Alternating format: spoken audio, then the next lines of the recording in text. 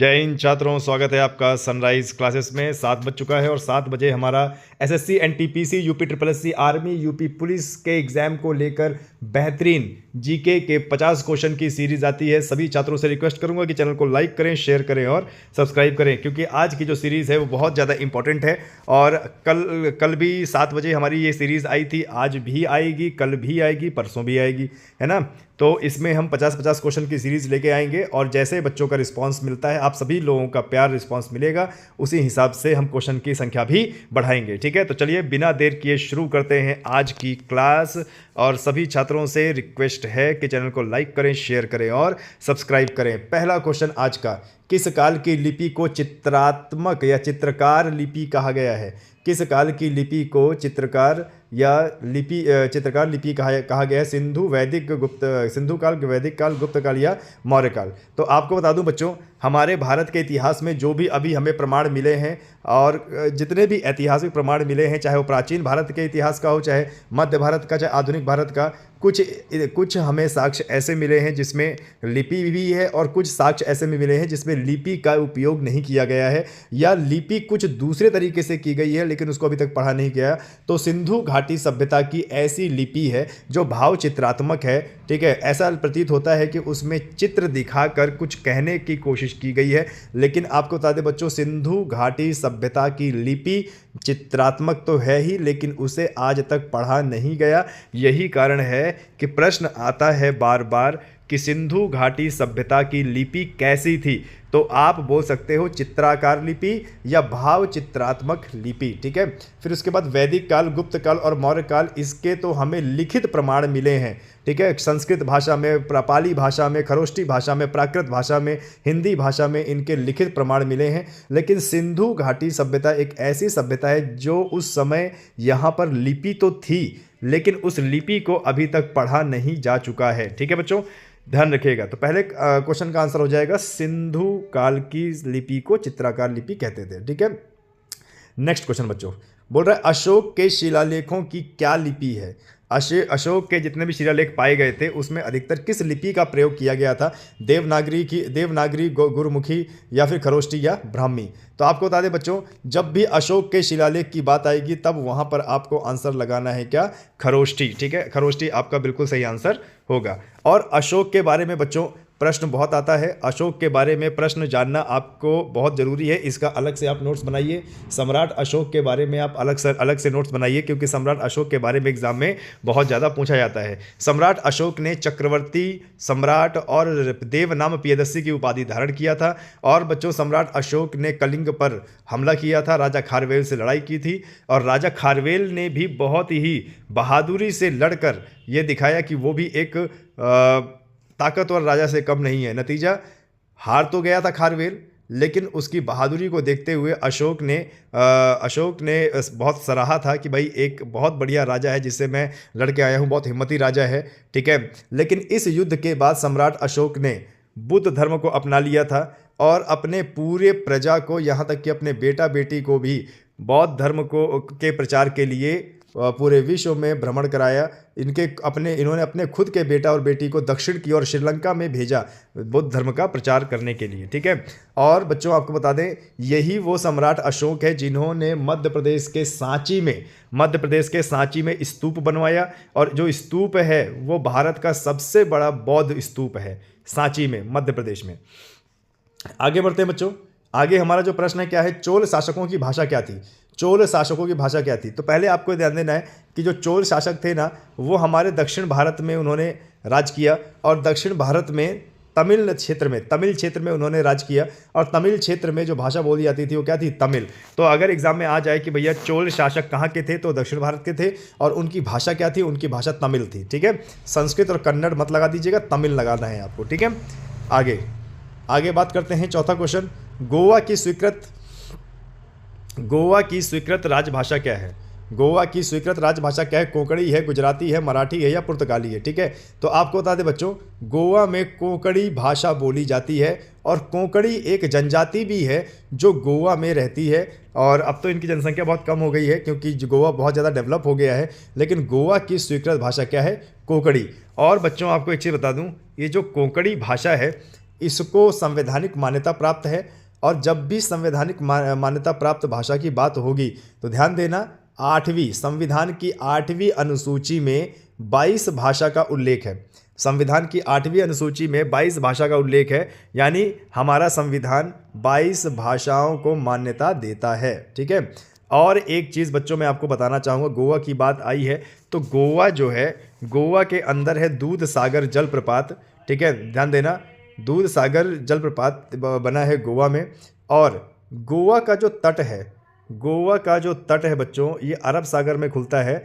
और अरब सागर देखिए, गुजरात से लेकर यहाँ गोवा तक, गुजरात से लेकर यहाँ गोवा तक, ये जो अरब सागर का तट है इसे कोंकण तट कहा जाता है। कौन सा तट? कोंकण तट कहा जाता है बच्चों। ठीक है, तो इस चीज़ को भी आपको ध्यान में रखना है। ठीक है, इस चीज़ को भी आपको ध्यान में रखना है। कोंकण तट उसको बोला जाता है। अब फिर कर्नाटक से केरल आओगे, कर्नाटक से केरल आओगे तो उसको बोला जाता है मालाबार तट। ठीक है, देखो तट समझिएगा, एग्जाम में तट बहुत आते हैं। गुजरात से लेकर गोवा तक कोंकण तट आता है। ठीक है, और यहाँ पर ये आपका कर्नाटक से लेकर केरला तक मालाबार तट। फिर यहाँ पे अरुणाचल, ये आपका आंध्र प्रदेश का ये है कोरोमंडल तट। और फिर उड़ीसा का है आपका उत्कल तट। ठीक है बच्चों, तो ये चीज़ आपको ध्यान में रखना है। ठीक है, इसमें कोई दिक्कत की बात आपको नहीं होनी चाहिए। आगे बढ़ते हैं, आगे बढ़ते हैं। क्या बोल रहा है? राष्ट्रीय साक्षरता मिशन की शुरुआत कब हुई है? हमारे भारत में राष्ट्रीय साक्षरता मिशन की शुरुआत कब हुई है? 1900 में, 1988 में, 1999 या इनमें से कोई नहीं। तो आपको बता दूं बच्चों, अटल बिहारी वाजपेयी की सरकार के समय सन 1999 में पूरे भारत में राष्ट्रीय साक्षरता मिशन की शुरुआत हुई थी। ये भूलना नहीं है, एग्जाम में आ सकता है। ठीक है, चलिए बहुत बढ़िया, आगे बढ़ते हैं। क्या बोल रहा है जरा देखिए, फोर्ट विलियम कॉलेज की स्थापना कहाँ की गई थी, या फोर्ट विलियम कॉलेज कहाँ पे है? तो बच्चों अंग्रेजों द्वारा फोर्ट विलियम कॉलेज की स्थापना आगरा, नई दिल्ली, मुंबई या कलकत्ता में की गई थी। चलिए अपना आंसर बताइए। ठीक है, तो फोर्ट विलियम कॉलेज की जो स्थापना है बच्चों वो की गई थी कहाँ पर? कलकत्ता में। ठीक है, और फोर्ट विलियम एक कोठी भी है जिसकी स्थापना अंग्रेजों द्वारा कलकत्ता में की गई थी। ठीक है, आगे बढ़ते हैं। मुगल काल में किस भाषा को रेखता कहा जाता था? मुगल काल में किस भाषा को रेखता कहा जाता था? ए उर्दू, अरबी, तुर्की या फारसी? उर्दू, अरबी, तुर्की या फारसी? ठीक है, तो आपको बता दें बच्चों, हमारे भारत में जो भाषा थी मुगल काल में, जो भाषा थी जिसको रेखता कहा जाते थे उसका नाम है उर्दू। क्या भैया? उर्दू को रेखता कहा जाता था। ठीक है, और अगर आपसे पूछ लिया जाए कि मुगल काल की स्थापना कब और किसने की है, तो ध्यान देना बच्चों, बाबर ने की है। किसने? बाबर ने की है 1526 में। ठीक है, 1526 में पानीपत का युद्ध हुआ था और इस युद्ध में इब्राहिम लोधी, ठीक है ध्यान देना बच्चों, इब्राहिम लोधी और मुगल के बाबर के मध्य युद्ध हुआ था। नतीजा लोधी वंश का राजा हार गया और 1526 से फिर बाबर ने मुगल काल की शुरुआत की और 1526 से लेकर 1858 तक फिर यह काल चला। ठीक है, इसका पहला शासक बाबर था और अंतिम शासक बहादुर शाह जफर द्वितीय। आगे बढ़ते हैं। अनवार ए सुहेली ग्रंथ किसका अनुवाद था? पंचतंत्र, सूरसागर, रामायण या महाभारत? तो बच्चों इसका उत्तर हो जाएगा पंचतंत्र का अनुवाद था। ठीक है, अनवर ए सुहेली। आगे बात करते हैं। निजी क्षेत्र में देश का पहला अंतर्राष्ट्रीय हवाई अड्डा कहाँ निर्माण किया जा रहा है? ठीक है, यानी पहला प्राइवेट हवाई अड्डा, निजी क्षेत्र में देश का पहला अंतर्राष्ट्रीय हवाई अड्डा कहाँ निर्माणाधीन है? कोची में, गुवाहाटी में, मोपा में या हैदराबाद में? तो उत्तर हो जाएगा इसका केरल के कोची में। ठीक है, आगे बढ़ते हैं। क्या बोल रहा है जरा देखिए, ग्रैंड ट्रंक रोड किसने बनवाया था? अकबर, जहांगीर, शाहजहां या शेर शाह सूरी ने? ठीक है, तो बच्चों ये क्वेश्चन काफ़ी बार एग्जाम में आता है। आज से 30 साल पहले भी ये क्वेश्चन आता था और आज भी ये क्वेश्चन बराबर पूछा जा रहा है। तो ग्रैंड ट्रंक रोड यानी जीटी रोड बनवाया था शेर शाह सूरी ने। किसने बनवाया था? शेर शाह सूरी ने। कहाँ से कहाँ तक बनवाया था? कलकत्ता से लेकर लाहौर तक, कलकत्ता से लेकर लाहौर तक बनवाया था ग्रैंड ट्रंक रोड। ये रोड आज भी इस्तेमाल की जाती है बच्चों। आगे बढ़ते हैं। क्या है जरा, दुनिया का पहला दुनिया का पहला 3D मुद्रित जेट इंजन किस देश ने विकसित किया है? तो भाई देश का पहला, दुनिया का पहला 3D मुद्रित यानी 3D प्रिंटर से बनाया हुआ जेट इंजन ये निर्माण किया है, बताइए किसने? जर्मनी, ऑस्ट्रेलिया, जापान या अमेरिका? तो इसका उत्तर हो जाएगा बच्चों क्या? ऑस्ट्रेलिया ने बनाया है देश का पहला 3D मुद्रित जेट इंजन। और बच्चों ध्यान सुनिए, जब भी बात होगी ऑस्ट्रेलिया की तो ध्यान देना, ऑस्ट्रेलिया के मरुस्थल को बोला जाता है ग्रेट सैंडी डेजर्ट, और यहाँ की मुड़दार पर्वत श्रृंखला जो इसके पूर्वी हिस्से में है उसको बोला जाता है ग्रेट डिवाइडिंग रेंज कहा जाता है। और पूरे विश्व की सबसे विशाल प्रवाल भित्ति ऑस्ट्रेलिया में ही पाई जाती है बच्चों। ठीक है, आगे बढ़ते हैं। नालंदा विश्वविद्यालय का संस्थापक कौन था? नालंदा विश्वविद्यालय का संस्थापक कौन था? समुद्रगुप्त, कुमारगुप्त, स्कंदगुप्त या धर्मपाल? ठीक है, तो आपको बता दूं बच्चों यहाँ पर उत्तर हो जाएगा आपका कुमारगुप्त ने बनवाया था नालंदा विश्वविद्यालय। विश्व का सबसे बड़ा और सबसे पहला विशाल विश्वविद्यालय हमारे भारत के बिहार राज्य के नालंदा डिस्ट्रिक्ट में बना था। यह इतना विशाल था, इतना बड़ा था कि विदेशों से यहाँ पर बच्चे पढ़ने आते थे। और आपको बता दूं बच्चों, विश्व की सबसे बड़ी लाइब्रेरी भी इसी में थी, इसी नालंदा विश्वविद्यालय में थी, और यह उस समय समर्पित था बौद्ध धर्म को। आगे बढ़ते हैं। क्वेश्चन है, निम्न में से कौन भारतीय संविधान की एक प्रमुख विशेषता नहीं है? निम्न में से कौन भारतीय संविधान की एक प्रमुख विशेषता नहीं है? तो क्या बोल रहा है, जरा देखिए क्या बोल रहा है? अर्ध संघीय संरचना, या समर्पित न्यायपालिका, या शक्तियों का वितरण, या लिखित एवं संविधान की सर्वोच्चता? तो बच्चों यहाँ पे होगा अर्ध संघीय संरचना। ठीक है, ये हमारे देश की विशेषता, हमारे संविधान की विशेषता नहीं है। ठीक है, आगे ध्यान देते हैं क्या बोल रहा है, जरा देखिए। संविधान की दूसरी अनुसूची निम्न में से किससे संबंधित नहीं है? संविधान की दूसरी अनुसूची निम्न में से किसके संबंध में उपबंध नहीं है? राष्ट्रपति, नियंत्रक और महालेखक परीक्षक, लोकसभा अध्यक्ष, या अध्यक्ष एवं संघ लोक सेवाएं? तो देखो आपको बता दें बच्चों, संविधान में टोटल 12 अनुसूचियां हैं, और जो दूसरी अनुसूची है उसमें राष्ट्रपति का उल्लेख है, नियंत्रक एवं महालेखा परीक्षा का, लोकसभा अध्यक्ष का। लेकिन अध्यक्ष और संघ लोक सेवा आयोग, संघ लोक सेवा आयोग के अध्यक्ष का उल्लेख नहीं है। तो यहाँ पे आंसर हो जाएगा आपका डी। ठीक है बच्चों, आगे बढ़ते हैं। और अगला क्वेश्चन क्या है, जरा देखिए। निम्नलिखित में से कौन सा जोड़ा सही सुमेलित नहीं है? निम्नलिखित में से कौन सा जोड़ा सही सुमेलित नहीं है? भाषाएं 8वीं अनुसूची, शपथ या प्रतिज्ञान दूसरी अनुसूची, राज्यसभा में सीटों का आवंटन चौथी, दल बदल कानून 10वीं अनुसूची। तो बच्चों यहाँ पर ये जो दूसरी अनुसूची है, दूसरी अनुसूची ये गलत है। शपथ और प्रतिज्ञान दूसरी अनुसूची में नहीं है, दूसरी अनुसूची में वेतन भत्ते हैं बच्चों। ठीक है, तो आंसर हो जाएगा इसका बी। आगे बढ़ते हैं। आगे अगला क्वेश्चन क्या है, जरा देखिए। अगला क्वेश्चन है आपका कि निम्नलिखित में से कौन सा कथन संविधान की 7वीं अनुसूची की सही व्याख्या करता है? यानी हमारे संविधान में जो 7वीं अनुसूची है उसके बारे में कौन सा ऑप्शन सही बात कर रहा है?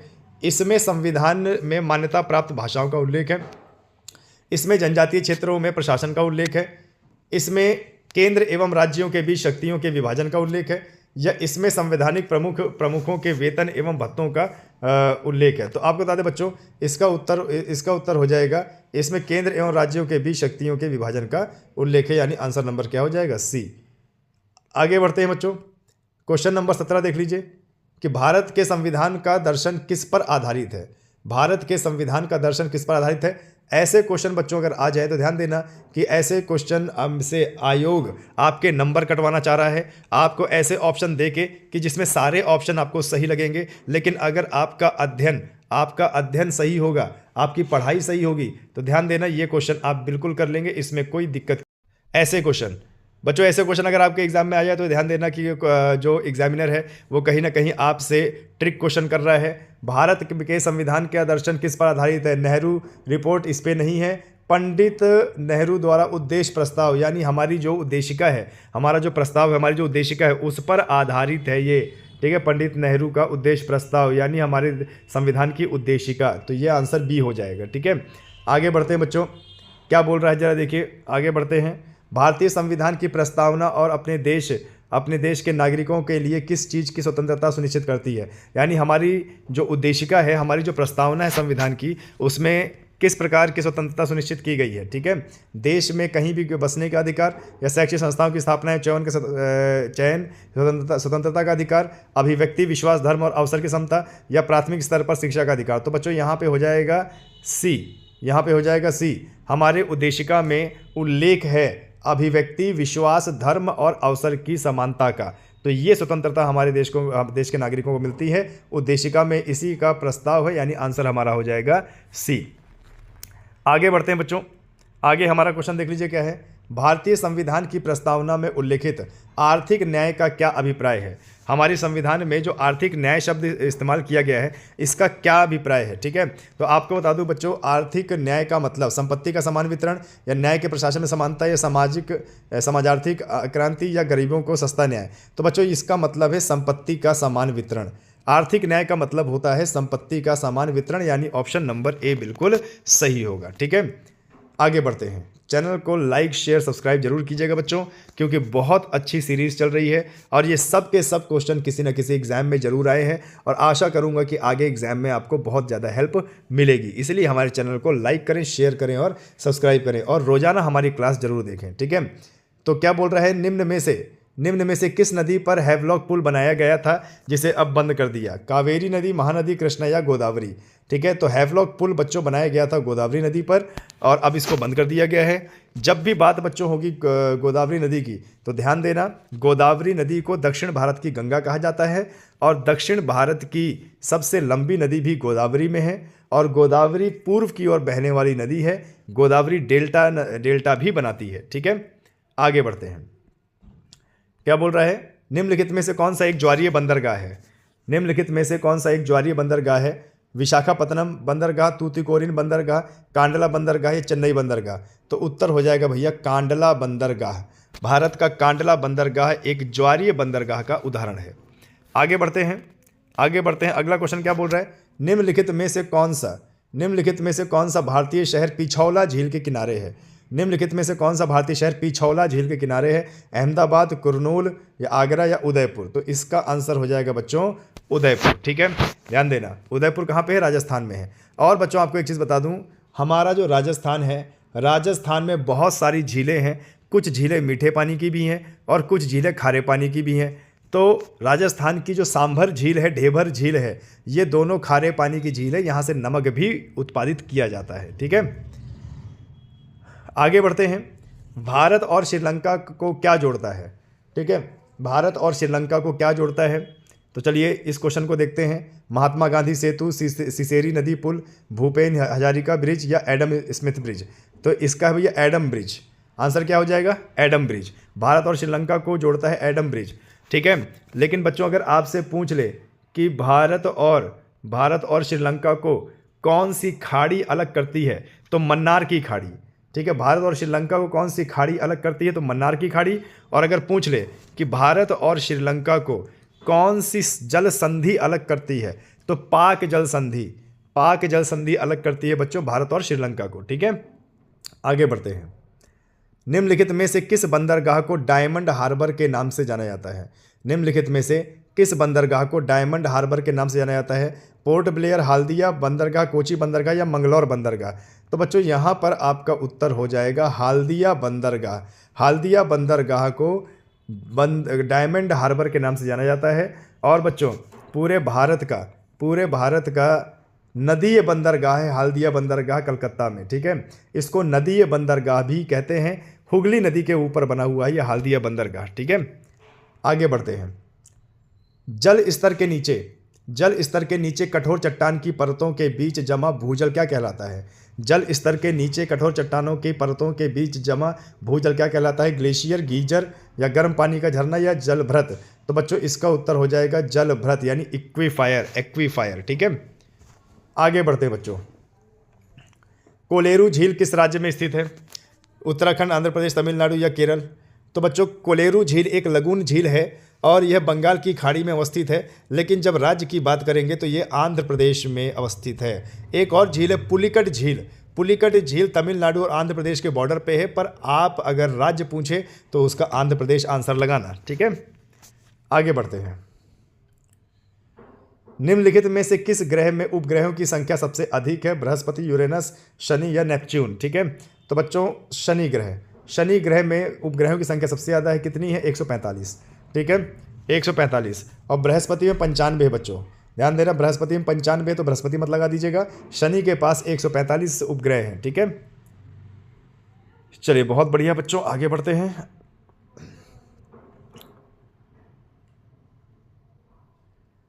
निम्नलिखित में से कौन पृथ्वी का सबसे बाहरी ठोस हिस्सा है? मेंटल है, क्रस्ट है, कोर है या कॉल्डेरा है? तो बच्चों आपको बता दूं, हमारे ऊपरी परत को क्रस्ट कहा जाता है। ठीक है, देखिए हमारे पृथ्वी की जो परत है वो 3 चीज़ों में डिवाइडेड है। एक क्या है आपका?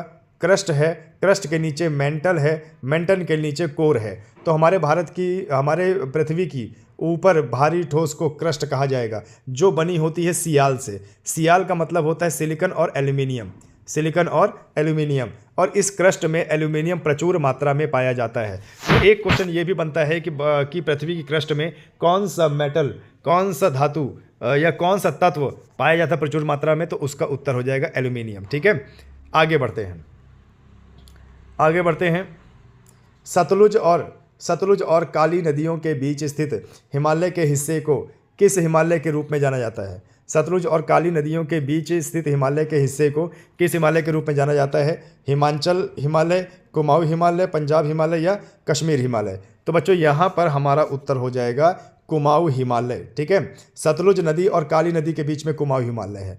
अब मैं जो बोलने जा रहा हूँ उसको कहीं किसी कॉपी में लिख लीजिए, क्योंकि एग्जाम में आता है। ठीक है, सिंधु नदी और सतलुज नदी के बीच में है हमारा पंजाब हिमालय, जिसको कश्मीर हिमालय भी बोलते हैं। और सतलुज नदी और काली नदी के बीच में है हमारा कुमाऊं हिमालय, और काली नदी और तीस्ता नदी के बीच में है हमारा नेपाल हिमालय, और तीस्ता नदी और ब्रह्मपुत्र नदी के बीच में है हमारा असम हिमालय। ठीक है, आगे बढ़ते हैं।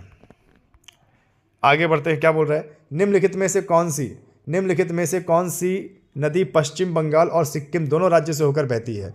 ठीक है, कोशी नदी, सोन नदी, हुगली नदी या तीस्ता नदी? तो बच्चों यहाँ पर उत्तर हो जाएगा आपका तीस्ता नदी। तीस्ता नदी सिक्किम के जिलेपला दर्रे से निकलती है, और यह बंगाल होते हुए ये सीधे ब्रह्मपुत्रा में मिल जाती है। और ये नदी पहले गंगा नदी में मिलती थी, लेकिन आपको बता दें लगातार भू विवर्तन की खिसकाव के कारण इसने अपना रास्ता बदला, और अब यह ब्रह्मपुत्र नदी पर अपना जल गिराती है। ठीक है, तो यहाँ पे हो जाएगा तीस्ता नदी। फिर एक नदी और है कोसी नदी। बच्चों बिहार का शोक कहा जाता है कोसी नदी को। तो चलिए मुझे बताइए, बंगाल का शोक किस नदी को कहा जाता है? कमेंट सेक्शन में बताइए। आगे आपका है भारतीय अंतरिक्ष कार्यक्रम का जनक किसे माना जाता है? भारतीय अंतरिक्ष कार्यक्रम का जनक माना जाता है किसे? श्रीधर पणिकर सोमनाथ को, सतीश धवन को, डॉक्टर विक्रम साराभाई को या एपीजे अब्दुल कलाम को? तो भैया माना जाता है किसको? डॉक्टर विक्रम साराभाई को। ठीक है, चलिए आगे बढ़ते हैं। क्या बोल रहा है जरा देखिए, भारतीय अंतरिक्ष अनुसंधान संगठन यानी इसरो, ठीक है, इंडियन स्पेस रिसर्च ऑर्गेनाइजेशन, भारतीय अंतरिक्ष अनुसंधान संगठन की स्थापना किस वर्ष हुई? 1963, 1984, 1969 या 1975? तो आंसर हो जाएगा बच्चों 1969। आगे बढ़ते हैं। विटामिन की खोज किस वैज्ञानिक ने की थी? किस वैज्ञानिक ने की थी? हॉपकिंस ने, ठीक है, या कासिमीर फंक ने, या वाटसन ने, या न्यूटन ने? तो इसका उत्तर हो जाएगा बच्चों हॉपकिंस ने। ठीक है, आगे बढ़ते हैं। किस विटामिन की कमी के कारण मनुष्य त्वचा और होंठ फट जाते हैं? B1, B2 या विटामिन सी या विटामिन डी? तो यहाँ पर बच्चों आपका हो जाएगा उत्तर विटामिन B2। मुझे कमेंट सेक्शन में बताओ बच्चों कि विटामिन B2 का रासायनिक नाम क्या है। आगे बढ़ते हैं। अगला क्वेश्चन है, निम्नलिखित में से किस वनस्पति जगत के पौधों को शैवाल के नाम से जाना जाता है? एंजियोस्पर्म, टेरिडोफाइटा, ब्रायोफाइटा या थैलोफाइटा? तो इसका उत्तर हो जाएगा बच्चों थैलोफाइटा। कमेंट सेक्शन में बताइए एंजियोस्पर्म किसे कहा जाता है। आगे अगला क्वेश्चन, भारत के किस शहर में पहली बार फार्मूला 1 रेस आयोजित की गई थी?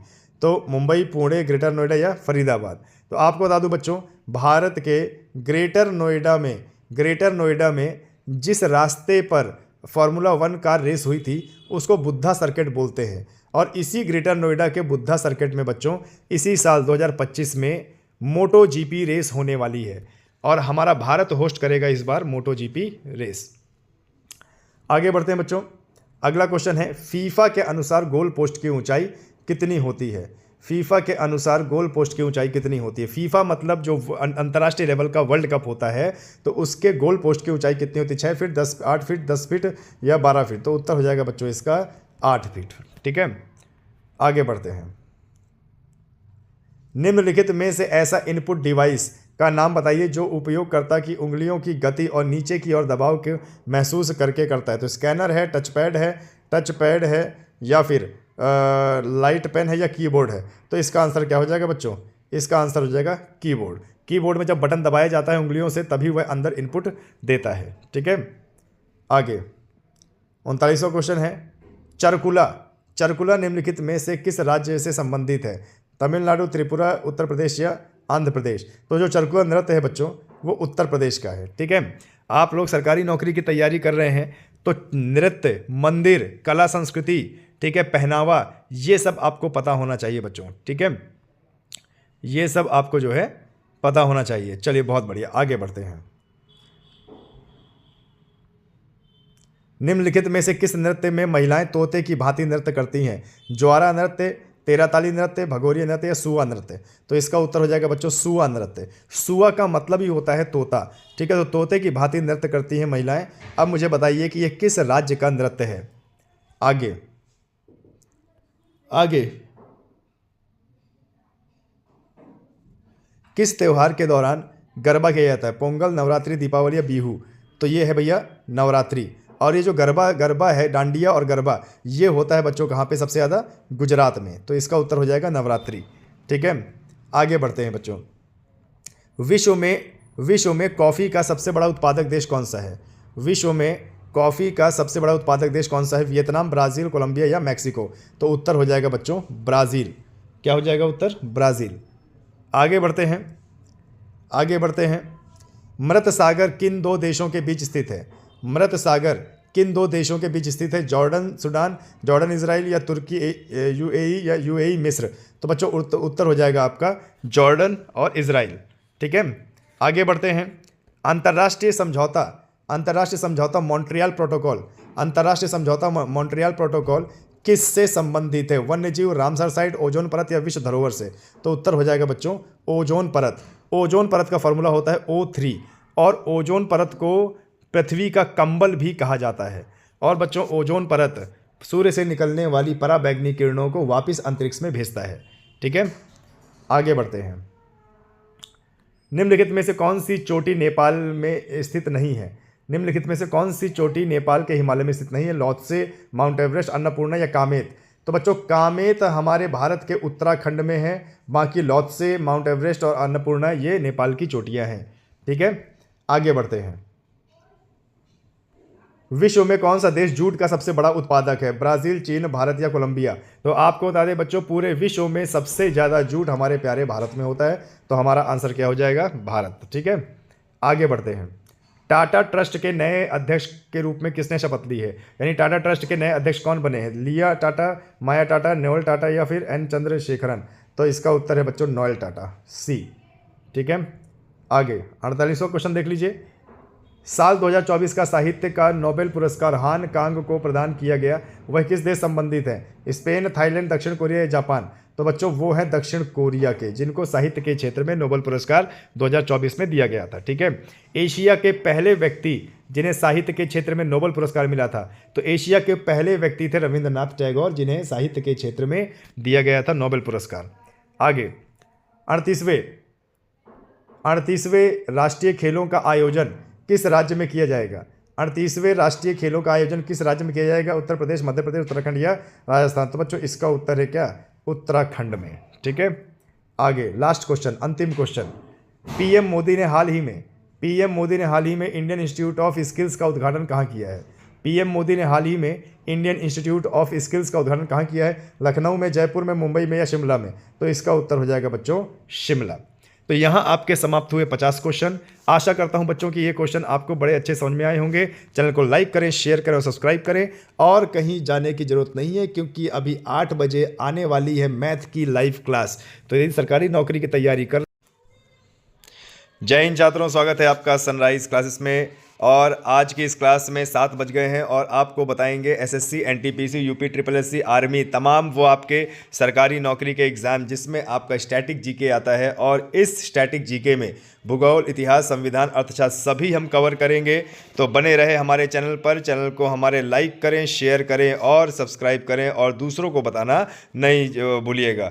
बच्चों, सनराइज क्लासेस में रोज़ाना ये क्लासेस आती है जहां पर हम आपको बेहतरीन तरीके से स्टैटिक जीके के 50 क्वेश्चन की जो सीरीज़ है, एमसीक्यू सीरीज़ है, वो कंप्लीट करवाते हैं। और रोज़ाना 7 बजे क्लास आती है, तो 7 बजे का एक टाइम ज़रूर बनाइए और 7 बजे सनराइज क्लासेस में ये क्लास आपको रोज़ मिलेगी। ठीक है, तो इसी के साथ साथ अपने दोस्तों को, भाई बहनों को जो भी सरकारी नौकरी की तैयारी कर रहे हैं, इस चैनल को उनको शेयर करें, वो भी आपके साथ साथ पढ़ें और बढ़ें। ठीक है, मेरा नाम है सिद्धांत और शुरू करते हैं आज की क्लास। ठीक है, चलिए बच्चों शुरू करते हैं आज की क्लास। आज का पहला क्वेश्चन क्या है? पृथ्वी पर दिन और रात होते हैं। पृथ्वी पर दिन और रात होते हैं कैसे? दैनिक गति के कारण, वार्षिक गति के कारण, या छमाही गति के कारण, या तिमाही गति के कारण। तो मैं आपको बता दूं बच्चों, पृथ्वी पर दिन और रात होते हैं दैनिक गति के कारण। भैया रोज दिन होता है और रोज रात होती है। सीधी सी बात है, जब रोज दिन हो रहा है, रोज रात हो रही है, तो कहीं ना कहीं पृथ्वी अपनी धुरी पर घूम रही है। और ये प्रमाणित भी है कि पृथ्वी अपनी धुरी पर घूम रही है। तो पृथ्वी जब अपनी धुरी पर घूम रही है तो तब हमारे पृथ्वी पर दिन और रात हो रहे हैं। ठीक है, तो ये पृथ्वी और दिन रात होने का कारण क्या है? दैनिक गति। लेकिन बच्चों, अगर वहीं पर आपको बोल दे कि हमारे पृथ्वी पर जो मौसम होता है, मौसम, तो वो किस गति के कारण होता है? तो पृथ्वी की वार्षिक गति के कारण मौसम होते हैं बच्चों। पृथ्वी की वार्षिक गति के कारण मौसम होते हैं और दिन और रात होते हैं दैनिक गति के कारण। तो यहाँ पर फिलहाल उत्तर हो जाएगा ए। आगे बढ़ते हैं। ऑपरेशन फ्लड से संबंधित क्या है? ऑपरेशन फ्लड किससे संबंधित है? तमिलनाडु, बाढ़ नियंत्रण, दूध का आयात या डेयरी विकास। ठीक है, तो बच्चों ये ध्यान देना, यहाँ पर आपका जो उत्तर हो जाएगा, अब ये ऑपरेशन फ्लड, इसको हिंदी में ऑपरेशन बाढ़ भी बोलते हैं। ठीक है, ऑपरेशन फ्लड और ऑपरेशन बाढ़ भी बोलते हैं। तो बच्चों, इससे आप लोग एकदम परेशान नहीं हो जाना कि ये क्या बोल दिया, ऑपरेशन फ्लड या ऑपरेशन बाढ़। इससे कुछ मतलब नहीं है। जब भी आ जाए आपके एग्ज़ाम में ऑपरेशन फ्लड या हिंदी में ऑपरेशन बाढ़, तो समझ जाइएगा कि वो डेयरी विकास के लिए जाना जाता है। ठीक है, हमारे भारत में एक क्रांति चलाई गई थी जिससे दूध का उत्पादन बढ़ाना था और दूध के जो प्रोडक्ट होते हैं उनको बढ़ाना था। इसकी वजह से हमारे भारत में ऑपरेशन फ्लड चलाया गया। अब ये एग्ज़ाम में ये क्वेश्चन बहुत बार पूछ लिया करता है। ये क्वेश्चन इसलिए पूछा करता है बच्चों क्योंकि बहुत सारे बच्चे इसको पढ़ते नहीं हैं और ऑपरेशन फ्लड का मतलब वो समझते हैं बाढ़। तो देखो, बाढ़ का भी ऑपरेशन है, बाढ़ का भी इसमें ऑप्शन दिया हुआ है। और तमिलनाडु में तो बाढ़ आती ही आती है, इसलिए बच्चे कंफ्यूज हो जाएं। और यहाँ पर एक और बात कही गई है, दूध का आयात, यानी बच्चे और कंफ्यूज हो जाएं कि भैया कुछ बच्चों को तो ये पता होगा कि ऑपरेशन फ्लड दूध से संबंधित है, तो दूध का आयात कर दिया। अरे भैया, दूध का आयात नहीं है, इसका आंसर हो जाएगा डेयरी विकास। डेयरी विकास का मतलब ये कि दूध के उत्पादन को बढ़ाना। ठीक है, और आपको बता दें, हमारा भारत देश दूध का आयात कर ही नहीं सकता क्योंकि पूरे विश्व में सबसे ज़्यादा दूध का उत्पादन करने वाला भारत ही है। तो दूध का आयात क्यों करेगा भाई भारत? तो यहाँ पर आंसर हो जाएगा ऑपरेशन फ्लड का आंसर डेयरी उत्पाद। और आपको बता दूं बच्चों, हमारे भारत में दूध के उत्पादन की मात्रा को बढ़ाने के लिए या दूध पर आत्मनिर्भर होने के लिए या पूरे विश्व में दूध का बेहतरीन उत्पादन के लिए हमारे भारत में एक क्रांति चलाई गई थी जिसका नाम है श्वेत क्रांति। बच्चों ध्यान देना, श्वेत क्रांति, सफ़ेद क्रांति। दूध क्या होता है? सफ़ेद होता है ना। तो श्वेत क्रांति हमारे भारत में चलाई गई थी और ये जो श्वेत क्रांति चलाई गई थी, इससे रिज़ल्ट ये निकला कि हमारे भारत में इतना दूध का उत्पादन हुआ कि आज हमारा भारत पशुधन और दूध और नंबर ऑफ भैंसेस, यानी जितनी भी भैंसें हैं पूरे विश्व में किसी के पास उतनी भैंसें नहीं हैं। यानी हमारा भारत पशुधन में भी नंबर 1 में है और हमारा भारत दूध उत्पादन में भी नंबर 1 में है। तो यहाँ पर उत्तर हो जाएगा डेयरी विकास। ठीक है, आगे बात करते हैं। धान की खेती के लिए उत्तम मिट्टी कौन सी होती है? सख्त मिट्टी, काली मिट्टी, दोमट मिट्टी या लाल मिट्टी। ठीक है, तो आपको बता दूं बच्चों, ऐसे एग्रीकल्चर के भी प्रश्न आपके एग्जाम में आ सकते हैं। धान की खेती के लिए उत्तम मिट्टी होती है वो दोमट मिट्टी। आपने चिपचिपी मिट्टी, कीचड़ वाली मिट्टी जो देखी होगी तो उसी को बोलते हैं दोमट मिट्टी, और इसी में धान का उत्तम उत्पादन होता है। ठीक है, तो बच्चों यहाँ पर एक चीज़ ये ध्यान रखना कि जैसे आपने देखा होगा कि जब धान की खेती होती है तो पूरे खेत को पानी से लबालब भर दिया जाता है, जिससे उसमें कीचड़ टाइप बन जाता है। तो वो जो कीचड़ टाइप बन जाता है उसी को दोमट कहते हैं। ठीक है बच्चों, और एग्ज़ाम में अगर आ जाए कि भारत में धान की खेती सर्वाधिक कौन सा राज्य करता है, तो बच्चों यहाँ पर आपका उत्तर हो जाएगा पश्चिम बंगाल। ठीक है, पहले नंबर पे पश्चिम बंगाल है और दूसरे नंबर पे है बच्चों उत्तर प्रदेश। ठीक है, लेकिन क्षेत्रफल की दृष्टि से सबसे ज़्यादा उत्पादन किया जाता है क्षेत्रफल की दृष्टि से, तो वो उत्तर प्रदेश है। मतलब क्षेत्र में देखा जाए कि जितने में धान की बुआई होती है वो उत्तर प्रदेश है, और अगर सबसे ज़्यादा उत्पादन करता है तो वो है पश्चिम बंगाल। ठीक है, आगे बढ़ते हैं। कौन सा भारतीय शहर हैवी इलेक्ट्रिकल से संबंधित है? नागपुर, रायपुर, भोपाल और लखनऊ। कौन से भारतीय शहर हैवी इलेक्ट्रिकल संबंधित है? तो आंसर हो जाएगा बच्चों यहाँ पर आपका भोपाल। ठीक है, अब एक चीज़ बच्चों और ध्यान रखना, अभी हाल ही में एक न्यूज़ आ रही है कि भोपाल में जो गैस त्रासदी हुई थी उस गैस त्रासदी का जो मलबा है, जो जहरीला मलबा है, उसको भोपाल से इंदौर शहर के पीथमपुरा इंडस्ट्रियल एरिया में शिफ्ट किया जा रहा है, जिससे इंदौर के लोगों को काफ़ी आक्रोश है। तो आपसे पूछा जा सकता है कि भोपाल में जो गैस त्रासदी हुई थी उसका जो मलबा है, टॉक्सिक मलबा है यानी जहरीला मलबा है, उसको कहाँ ले जाया गया है? तो उसका इंदौर के पीथमपुर इंडस्ट्रियल शहर में उसको लेके जा चुके हैं, जिससे इंदौर के जो लोग हैं, निवासी हैं, उन पे बड़ा आक्रोश है। ठीक है, तो ये आपके एग्ज़ाम में पूछा जा सकता है।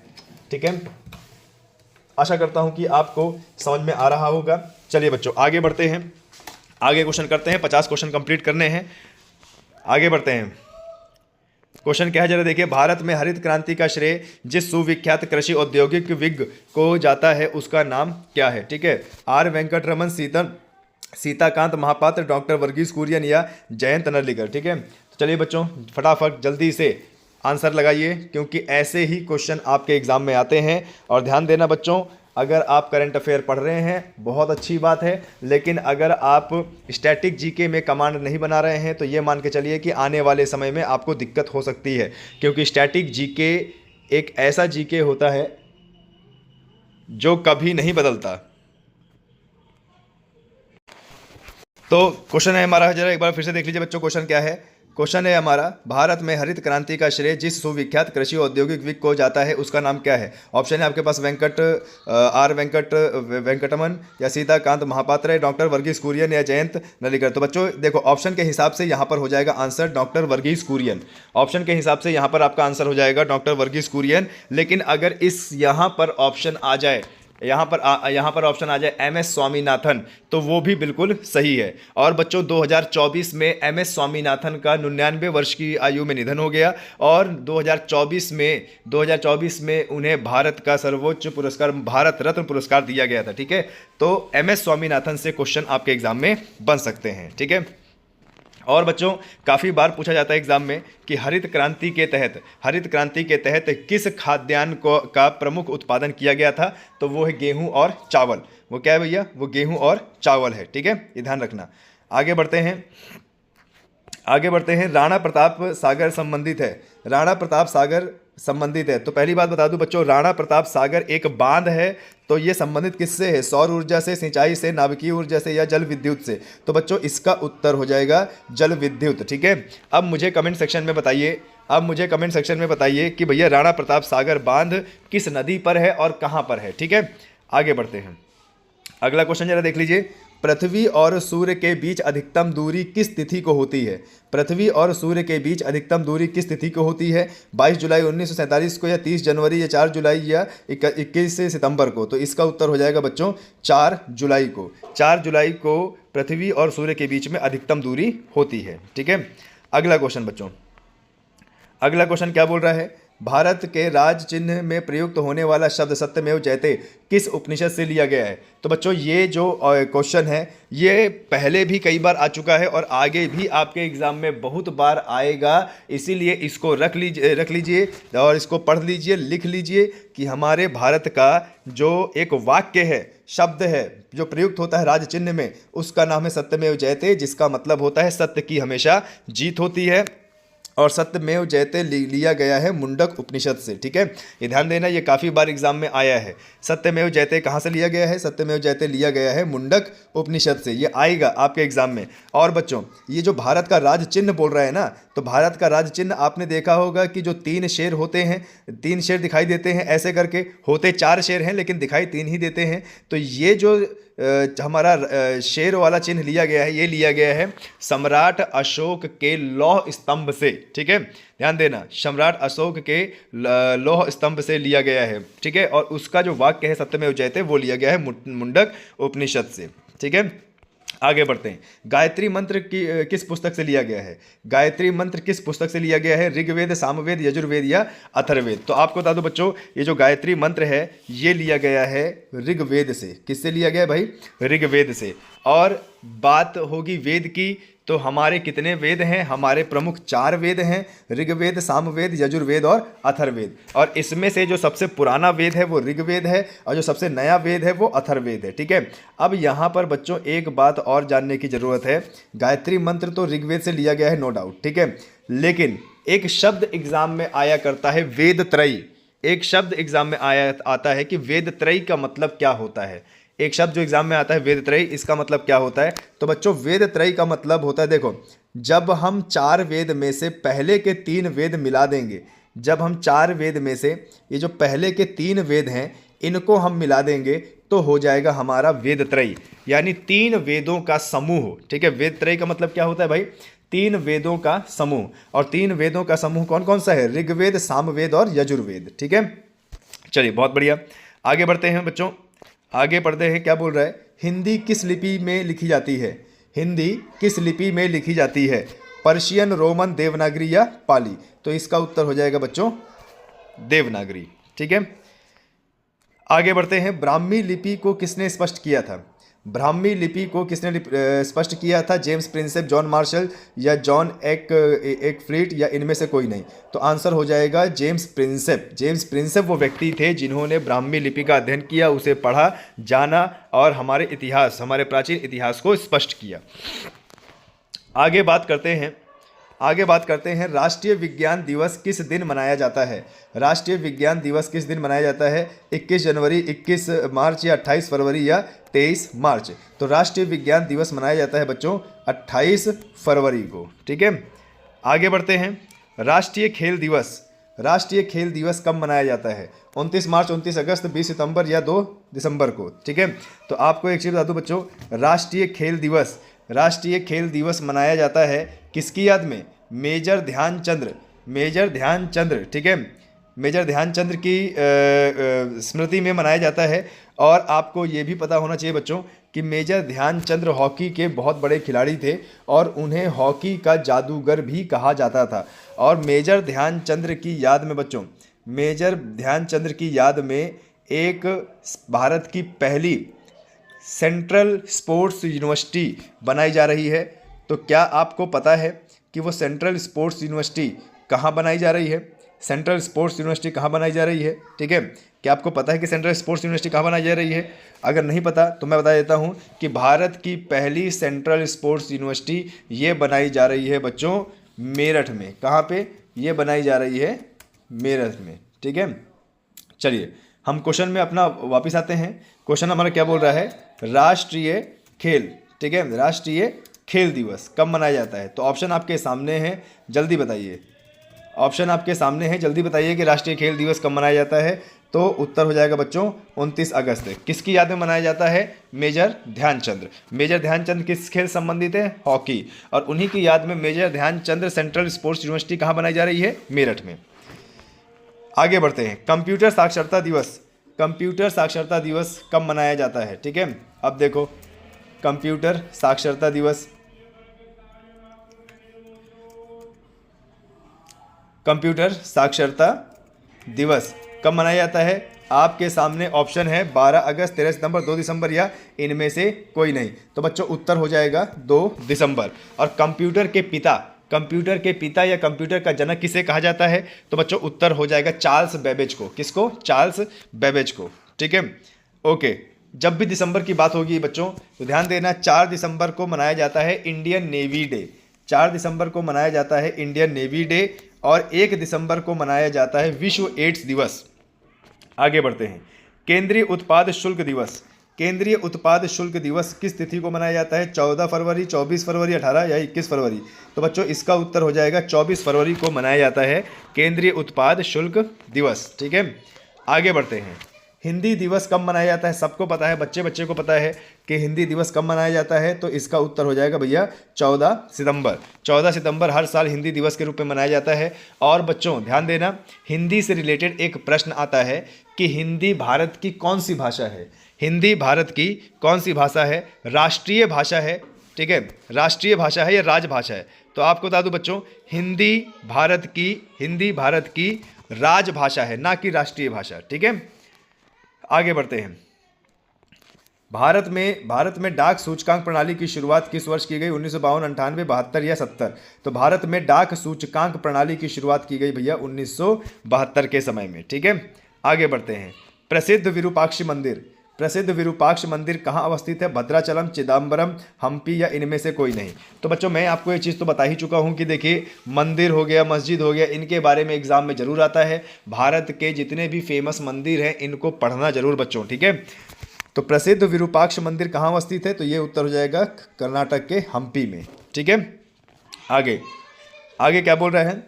हिंद भारत की जनता के संदर्भ में हिंदू शब्द का प्रथम बार उपयोग किसने किया था? ठीक है, हिंद भारत की जनता के संदर्भ में हिंदू शब्द का प्रथम बार उपयोग किसने किया था? अरबों ने, यूनानियों ने, रोमवासियों ने, चीनियों ने? तो उत्तर होगा बच्चों अरबों ने। ठीक है, ध्यान देना, बहुत सारे बच्चे यूनानी लगा देते हैं, यूनानी नहीं लगाना है। यूनानी से पहले आपका उत्तर क्या होगा? अरब लोगों ने हिंदू शब्द का पहली बार प्रयोग किया था। ठीक है, आगे बढ़ते हैं। मोहनजोदड़ो कहाँ स्थित है? मोहनजोदड़ो कहाँ स्थित है? सिंध में, गुजरात में, उत्तर प्रदेश में या पंजाब में?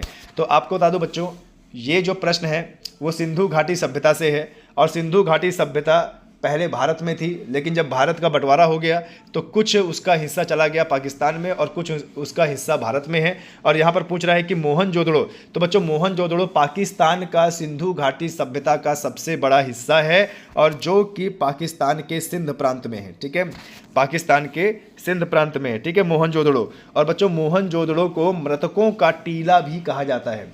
सिंधु घाटी सभ्यता का क्षेत्र मोहनजोदड़ो, इसको मृतकों का टीला भी कहा जाता है। ठीक है, और विशाल स्नानघर यहीं पाया गया था। मोहनजोदड़ो सिंधु घाटी नदी के किनारे है। ठीक है, आगे बढ़ते हैं। महात्मा गांधी ने सत्याग्रह क्रियाविधि सबसे पहले कहाँ प्रस्तुत की थी?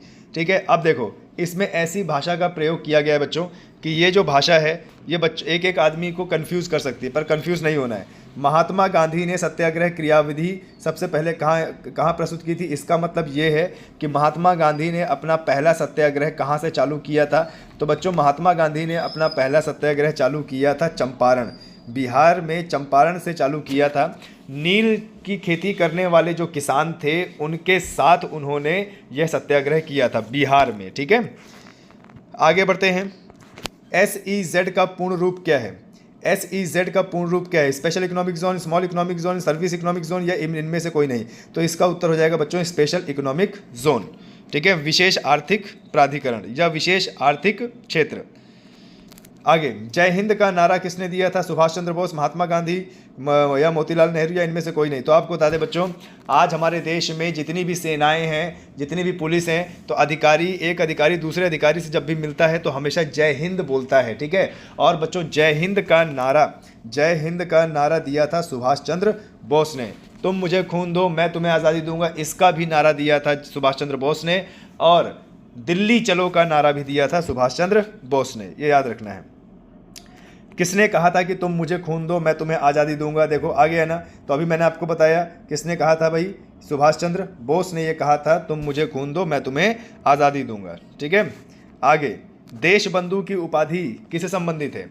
देशबंधु की उपाधि किससे संबंधित है? तो भैया देश बंधु की उपाधि संबंधित है बी आर अम्बेडकर, बिपिन चंद्र पाल, रविन्द्रनाथ टैगोर या चित्तरंजन दास। तो बच्चों चित्तरंजन दास जहां भी दिख जाए लगा दीजिएगा, देश बंधु की उपाधि इन्हीं संबंधित है। ठीक है, आगे बढ़ते हैं बच्चों। चैनल को लाइक करो, शेयर करो और सब्सक्राइब करना ना भूलिए। ठीक है, सुभाष चंद्र बोस ने सिंगापुर में दिल्ली चलो का नारा कब दिया था? ठीक है, अब देखिए सुभाष चंद्र बोस हमारे भारत के एक ऐसे लीडर थे, ठीक है, ऐसे लीडर थे जो कैसे भी करके, ठीक है, जो कैसे भी करके भारत को आज़ाद कराना चाहते थे। और वो इतने साहसी थे, ठीक है, कि आपको बता दें सुभाष चंद्र बोस चले गए थे हिटलर से मिलने। सुभाष चंद्र बोस ने बच्चों आपको बता दें जापान की सेना का साथ लिया। पूरे विश्व में उन्होंने सेना से संपर्क किया, विश्व की सेना से संपर्क किया और खुद की एक सेना खड़ी की। और सेना खड़ी करने के बाद देश को आज़ादी दिलाई। सुभाष चंद्र के नेतृत्व में हमारे देश का अंडमान निकोबार हिस्सा वो था जो सबसे पहले आज़ाद हुआ। ठीक है, और वहाँ के प्राइम मिनिस्टर भी बने थे सुभाष चंद्र बोस। और दिल्ली चलो का नारा उन्होंने दिया था 1943 के समय में। ठीक है, चलिए बहुत बढ़िया, आगे बढ़ते हैं। गांधी इरविन समझौता संबंधित किससे? गांधी इरविन समझौता संबंधित किससे? सविनय अवज्ञा आंदोलन से, असहयोग खिलाफत आंदोलन से, रॉलेट आंदोलन से या भारत छोड़ो आंदोलन से? तो बच्चों गांधी इरविन समझौता संबंधित है सविनय अवज्ञा आंदोलन से। ठीक है, ये ध्यान देना। आगे बढ़ते हैं। महात्मा गांधी को सर्वप्रथम राष्ट्रपिता किसने कहा था? महात्मा गांधी को सर्वप्रथम राष्ट्रपिता किसने कहा था? वल्लभ भाई पटेल, JL नेहरू, जवाहरलाल नेहरू, सुभाष चंद्र बोस या चंद्रशेखर? तो बच्चों इसका उत्तर हो जाएगा सुभाष चंद्र बोस वो व्यक्ति थे जिन्होंने गांधी को राष्ट्रपिता कहा था। ठीक है, फादर ऑफ द नेशन कहा था, वो सुभाष चंद्र बोस वो व्यक्ति थे। तो भैया इतना जरूर याद रखना है आपको, क्योंकि आपके एग्जाम में पूछा जा सकता है। ठीक है, आगे कायदे आजम किसे कहा जाता था? कायदे आजम किसे कहा जाता था? मोहम्मद अली जिन्ना, जवाहरलाल नेहरू, भगत सिंह या महात्मा गांधी? तो भैया मोहम्मद अली जिन्ना को कहा जाता था कायदे आजम।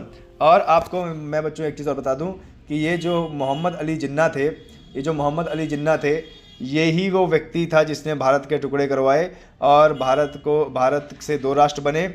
और आगे चल के फिर यह पाकिस्तान का गवर्नर जनरल भी बना, लेकिन ये 1 साल से ज़्यादा नहीं टिक पाया और इसकी मृत्यु हो गई। ठीक है, लेकिन जाते जाते इसने भारत के 2 टुकड़े कर ही दिए।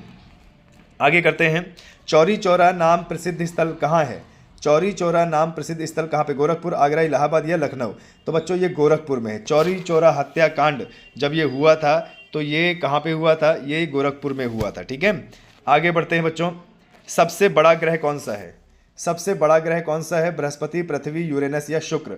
तो आपको बता दूं बच्चों सबसे बड़ा जो ग्रह है वो है बृहस्पति यानी A।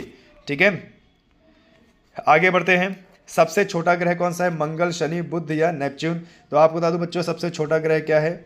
बुध है। ठीक है, और मंगल ग्रह को लाल ग्रह भी कहा जाता है बच्चों।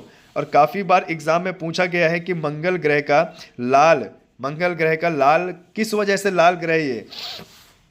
तो बच्चों बता देना आयरन ऑक्साइड Fe2O3 की वजह से ये क्या है? ये लाल है। मतलब इसमें लोहा की मात्रा प्रचुर है और लोहे में लगा हुआ है जंग। आगे बढ़ते बच्चों। अग्लुहास धारा किस महासागर संबंधित है? अग्लुहास धारा किस महासागर संबंधित है? प्रशांत महासागर, हिंद महासागर, आर्कटिक महासागर या अन्य? तो बच्चों इसका उत्तर हो जाएगा हिंद महासागर। ठीक है, अग्लुहास धारा हिंद महासागर से संबंधित है। चलिए बढ़ते हैं आगे बढ़ते हैं बच्चों। अगला जो हमारा प्रश्न है, पृथ्वी का सबसे भीतरी वाला भाग क्रोड किसका बना है? ठीक है, पृथ्वी का सबसे भीतरी भाग। अब यहाँ पर क्रोड की बात की गई है बच्चों, तो एक शब्द रखना, जब भी क्रोड की बात करेगा तो नीफे याद रखना। और ये नीफे का मतलब क्या है? निकल और फेरस। और निकल फेरस का मतलब क्या होता है? लोहा। निकल और लोहा का बना हुआ है, तो यहाँ पर उत्तर हो जाएगा आपका लोहा और निकल। ठीक है, पृथ्वी का सबसे भीतरी कोड किससे बना हुआ है? लोहा और निकल से। ठीक है, आगे बढ़ते हैं। मैग्नीज के उत्पादन में भारत का दूसरा स्थान है, प्रथम देश कौन सा है? मैग्नीज के उत्पादन में भारत का दूसरा स्थान है, तो प्रथम देश कौन सा है? तो बच्चों लगा देना है संयुक्त राष्ट्र अमेरिका। ठीक है, आगे बढ़ते हैं। निम्नलिखित में से कौन सा देश कोयले का सबसे बड़ा उत्पादक है? निम्नलिखित में से कौन सा देश कोयले का सबसे बड़ा उत्पादक है? ब्राज़ील, भारत, अमेरिका या चीन? तो बच्चों लगा देना बेहिचक, इसका चीन है। ठीक है, आगे, इनमें से कौन जापान का मैनचेस्टर कहा जाता है? इनमें से कौन सा जापान का मैनचेस्टर कहा जाता है? ओसाका, टोक्यो, नागासाकी या याकोहामा? ठीक है, याकोहामा। तो इसका उत्तर हो जाएगा बच्चों ओसाका। अगर पूछे कि उत्तर भारत का मैनचेस्टर किसे कहा जाता है, तो उत्तर भारत का मैनचेस्टर कहा जाता है बच्चों किसको? कानपुर को। उत्तर भारत का मैनचेस्टर कहा जाता है कानपुर को, और भारत का मैनचेस्टर कहा जाता है अहमदाबाद को। ठीक है, तो बच्चों ये बात याद रखना। आगे बढ़ते हैं। भारत के स्वतंत्रता संघर्ष के दौरान डेक्कन एजुकेशनल सोसाइटी नामक संस्था की स्थापना किसने की थी? जवाहरलाल नेहरू, रविंद्रनाथ टैगोर, बाल गंगाधर तिलक या व्योमेश चंद्र बनर्जी? तो बच्चों इसका उत्तर हो जाएगा आपका बाल गंगाधर तिलक। भारत के स्वतंत्रता संघर्ष के दौरान डेक्कन एजुकेशन सोसाइटी बनाया था बाल गंगाधर तिलक ने। और बच्चों बाल गंगाधर तिलक ही वो व्यक्ति हैं जिन्होंने ये नारा दिया था कि स्वराज मेरा जन्मसिद्ध अधिकार है और मैं इसे पाकर रहूँगा। ठीक है, गरम दल के नेता थे। आगे बढ़ते हैं। अगला जो क्वेश्चन है वो है 1857 के गदर के समय भारत का गवर्नर जनरल कौन था?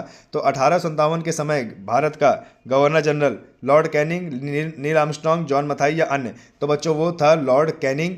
अब ध्यान देना बच्चों, जब 1857 की क्रांति हुई थी और जब अंग्रेज़ों का जीवन मुश्किल हो रहा था हमारे भारत में, तो इन्होंने किसी तरह उस विद्रोह को दबा लिया और 1858 में एक नया फरमान आया और इसी लॉर्ड कैनिंग को भारत का गवर्नर जनरल से बनाया गया फिर भारत का वायसराय, और इस प्रकार से लॉर्ड कैनिंग भारत का प्रथम वायसराय बनकर सामने आया। ठीक है, तो यहाँ पर यह उत्तर हो जाएगा। आगे बढ़ते हैं। भारत भारतीयों के लिए है यह नारा किसने दिया था? भारत भारतीयों के लिए है यह नारा किस संस्था ने दिया था? तो देखो, भारत भारतीयों के लिए यह नारा दिया था दयानंद सरस्वती ने। लेकिन दयानंद सरस्वती ने किस समाज की स्थापना की थी? आर्य समाज की स्थापना। तो उत्तर हो जाएगा इसका क्या? बी। आगे बढ़ते हैं। विंध्याचल और सतपुड़ा पहाड़ियों के बीच से होकर कौन सी नदी बहती है? नर्मदा, सिंधु, कोसी या गोदावरी? तो बच्चों इसका उत्तर हो जाएगा नर्मदा। इसका उत्तर क्या हो जाएगा? नर्मदा। देखो, एक तरफ विंध्याचल की श्रेणी है, फिर नर्मदा नदी पश्चिम की ओर बहती है, फिर उसी के नीचे सतपुड़ा की श्रेणी है। तो इन दोनों श्रेणियों के बीच में बहते हुए ये नर्मदा नदी अमरकंटक की पहाड़ियों से निकलकर और अरब सागर में खंभात की खाड़ी में एस्चुरी बनाते हुए गिर जाती है। ठीक है, तो नर्मदा नदी होगी। और मध्य प्रदेश की सबसे लंबी नदी है नर्मदा नदी। आगे, कुंडापुर एवं करवार कच्छ वनस्पति स्थान कहाँ स्थित है? कुंडापुर एवं करवार कच्छ वनस्पति स्थान कहाँ स्थित है? केरल राज्य, कर्नाटक राज्य, तमिलनाडु या त्रिपुरा? तो बच्चों इसका उत्तर हो जाएगा कर्नाटक। आगे बढ़ते हैं। भारत की प्रथम बहुउद्देशीय परियोजना किस नदी पर बनाई गई है? कावेरी नदी, गंडक नदी, दामोदर नदी या यमुना नदी? तो आपको बता दूं बच्चों, हमारे भारत की पहली बहुउद्देशीय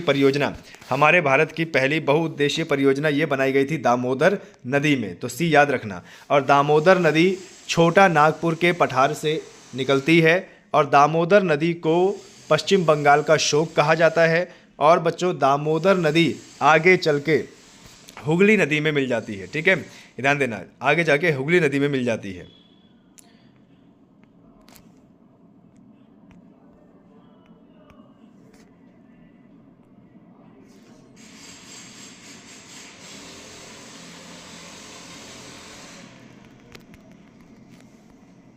ये क्या हो गया?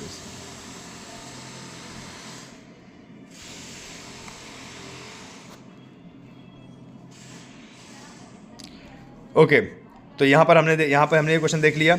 आगे देखते हैं क्या बोल रहा है। भारत में प्रथम स्थापित परमाणु संयंत्र कौन सा था? यानी भारत का पहला न्यूक्लियर पावर प्लांट कौन सा था? तारापुर परमाणु संयंत्र या कैटेनोम परमाणु संयंत्र या कुंडनकुलम परमाणु? तो बच्चों वो है महाराष्ट्र का तारापुर परमाणु संयंत्र। ठीक है, आगे बढ़ते हैं। आगे क्वेश्चन है यूनाइटेड किंगडम में कौन कौन से देश शामिल हैं? तो जो यूके आपने सुना होगा, ये उत्तराखंड नहीं है बच्चों, ये इंग्लैंड का जो यूरोप का यूनाइटेड किंगडम है उसमें कौन कौन से देश शामिल होते हैं? तो जरा देखिए, इंग्लैंड और उत्तरी आयरलैंड ये तथा वेल्स या स्कॉटलैंड और वेल्स। तो बच्चों इसका उत्तर हो जाएगा ए और सी, यानी इंग्लैंड तथा उत्तरी आयरलैंड, स्कॉटलैंड और वेल्स इसमें शामिल होते हैं यूनाइटेड किंगडम में। ठीक है, आगे बढ़ते हैं। आगरा शहर को किसने बसाया था? सिकंदर लोधी, अकबर, बहलोल लोधी या शाहजहां? तो आगरा शहर को बसाने वाला है बच्चों सिकंदर लोधी कब बसाया था? 1504 में। ठीक है, सिकंदर लोधी याद रखना, लोधी वंश का राजा सिकंदर लोधी। राष्ट्रीय प्रतीक चिन्ह के निचले भाग में उत्कीर्ण शब्द सत्यमेव जयते कहाँ से लिया गया है? मैं अभी थोड़ी देर पहले बताया था, ये लिया है मुंडक उपनिषद से। ठीक है, आगे बढ़ते हैं बच्चों। अशोक के शिलालेखों की लिपि क्या थी? अशोक के शिलालेखों की लिपि क्या थी? गुरुमुखी, ब्राह्मी, देवनागरी या हाइरोग्लाइफिक्स? तो इसका बच्चों ब्राह्मी हो जाएगा। और एक और है खरोष्ठी, एक और क्या है? खरोष्ठी। खरोष्ठी भाषा में भी अशोक के शिलालेख पाए गए हैं और ब्राह्मी भाषा में भी, तो यहाँ पर उत्तर हो जाएगा बी। आगे बढ़ते हैं। बिहू निम्नलिखित में से किसका लोकप्रिय उत्सव है? बिहू निम्नलिखित में से किसका लोकप्रिय उत्सव है? असम, ओडिशा, बिहार या बंगाल? तो बच्चों ये हो जाएगा क्या? असम। बिहू एक नृत्य भी है और बिहू एक मेला भी है, ठीक है, जो असमियों द्वारा किया जाता है। आगे बढ़ते हैं। विवेकानंद रॉक मेमोरियल कहाँ स्थित है? विवेकानंद रॉक मेमोरियल कहाँ स्थित है? अंडमान निकोबार, लक्षद्वीप, केरल या तमिलनाडु? तो बच्चों विवेकानंद रॉक मेमोरियल ये स्थित है बच्चों तमिलनाडु में, तो इसका उत्तर हो जाएगा क्या? तमिलनाडु। तो यहाँ पर बच्चे आपके खत्म हुए 50 क्वेश्चन। कल फिर 50 क्वेश्चन की सीरीज़ लेके आऊँगा, बने रहिए। तब तक चैनल को लाइक कीजिए, शेयर कीजिए, सब्सक्राइब कीजिए। जय हिंद, जय भारत।